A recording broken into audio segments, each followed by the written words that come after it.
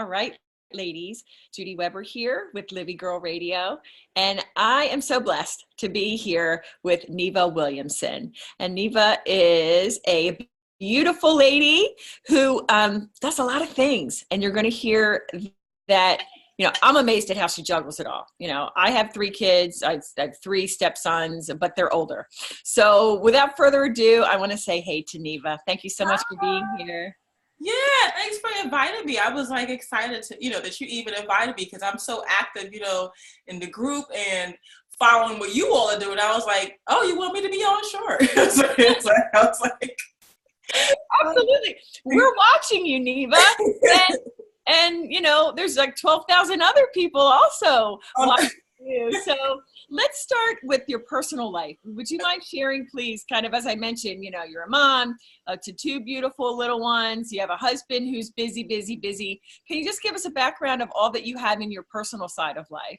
Okay, so on a personal side, so I'm married. I have two kids. They're 7 and, look at me now, I'm trying to remember. They're 7 and 3, right? Oh man, that keeps me so busy. So they're 7 and 3, and then I'm married. But what I was telling you when we were talking is my husband travels a lot. So that makes it hard because like I was telling him and he got upset. I'm like, when you leave, literally, I just like switched to like single mom. It's like, there's a huge deficit, when you're not here. Like, not that I'm saying, I know you leave to support us and things like that, but there's a huge deficit, when your husband isn't there. Even my kids act differently, if he's not here. Like, they know, even if, they'll say, to call him, but it's not the same when they know their daddy's coming home in the evening as opposed to when I'm telling them, oh, he's coming back next week. It's totally different. Or I'll know, or just coordinating, because with real estate, sometimes, you have appointments in the evening. So during that time, the daycare is closed. So luckily for me, the way I even do that is my neighbor is a teacher. So she gets home really early. So a lot of times she'll watch them for me in the evening. But yeah, it's a juggle. I'm like, I tell my husband, to every single mom out there, I don't know how they do it. Because every time he leaves, I'm like, oh, okay, I can do this. Yep. And you just keep saying, I can. And, just what you mentioned with the support of other people. It takes a tribe, right? Yeah. It takes a community. Absolutely. Definitely. So why don't you tell us your average day, Neva? Because as I mentioned, we'll get into that in a moment about how you do weekly videos and now even more than once a week. But what's the average day for you? What's it look like? What is an average day for me? Well, I try to do, like, especially my team lead, he's on us, that we have to do lead generation every day. So that really helps me a lot to go ahead and just schedule that. So I try to do that in the morning. So for me, I have to get the kids off to school, and then I do lead generation for about 4 or 5 hours. So and what does that look like? Because I do, my niche is I do pre-foreclosures. So usually this is what my kind of like lead generation looks like. So Sunday nights, usually when my kids finally go to sleep, that's when I go and I download, because basically I get a new list every week. So I go in, I download that list Sunday night. Usually this is like 10 p.m.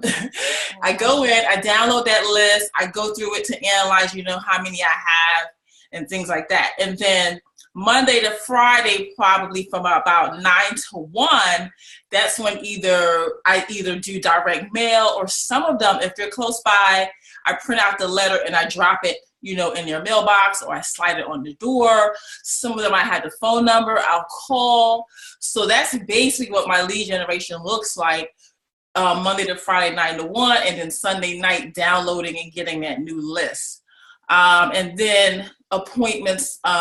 For me, most agents are going to say they have appointments in the evening, but for me, because I do pre-foreclosures, sometimes my appointments are in the middle of the day, but I don't mind because that's when my kids are in school.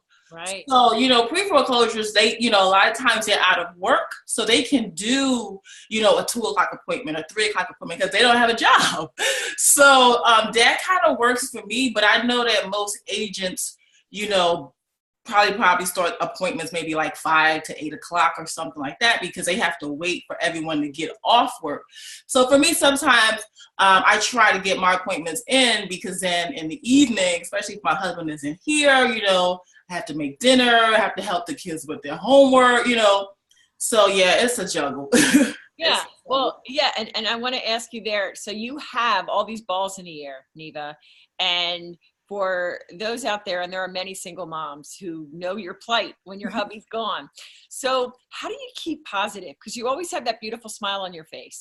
How do you keep that right mindset?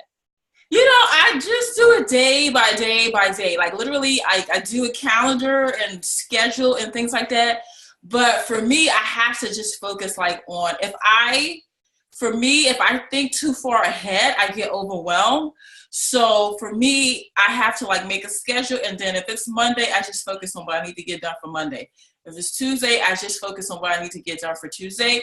So I don't really, for me, I just get so overwhelmed quickly that I just try not to be like, because if I start thinking about it, I'll start thinking, oh no, my husband isn't going to be here that week, and then I have this appointment. Oh wait, you know, and then, you know, like even like today, I have 2 listings that are going to go live this weekend, and it's like going through a checklist of, you know, the lot box needs to be there, the sign needs to be there.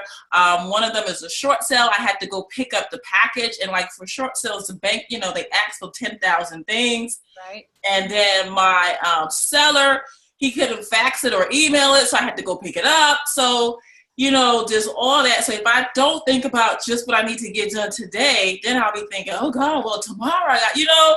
So for me, at least, I'll just get overwhelmed. So I just literally just make like a to-do list for the day, and then I just focus on today, because usually I have a full day. Like, I don't usually look at my calendar and there's like 5 hours. I'm like, oh, I don't have anything to do. Okay. So then you wake up, you get the kids off to school, and you at that point go ahead and kind of set your day and get yourself mentally set. Is that what it comes to? So I get up like the crack of dawn. So for me, I have to get up before my kids get up. If I don't get up before my kids get up, my day gets chaotic. So I have to get up before they get up, get dressed. That's when I'll go through my calendar and really go over what I need to do. Okay. So I really need that time in the morning, because that's usually the only like peaceful time I get until they go to sleep at night. So like, you got to get up early and, you know, get some time for yourself, and then be busy all day. And then hopefully, you know, when they go to bed, then you get some time to yourself again. At least for me, that's how my day usually goes. Gotcha. Well, I think the ladies would be very interested to hear your story of how you came to real estate. I know we were talking before we went live here on the recording that you came from corporate America. So I'd love to hear that transition from there to where you are today. Okay. Well, mine is kind of like, I wish I had like this, you know, started from the bottom, then I got to the top thing, but my story is like, you know, just all over the place.